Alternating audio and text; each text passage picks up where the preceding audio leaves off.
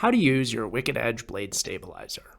This accessory has two components, the blade stop, which replaces your depth key, and the flexible blade support. It comes with two Allen keys, one large and one small.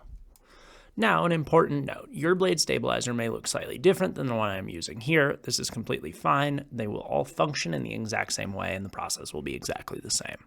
To install your blade stabilizer, you want to first ensure that your vise is in the unlocked position. Lever up.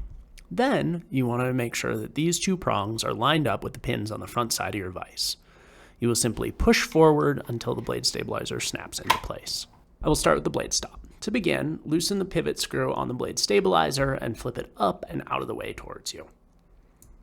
Next, I can flip the blade stop up and into the jaws of the vise. Now, this is meant to take the place of the depth key. So instead of using the depth key through those two holes for a narrower blade like this Yongma here, which is less than 1 inch from edge to spine, I am simply going to set the spine of the blade down onto that nice shelf created by the blade stop and clamp as usual. Now, to use the flexible blade support, I'm going to begin with my actual knife brace flipped up towards me out of the way.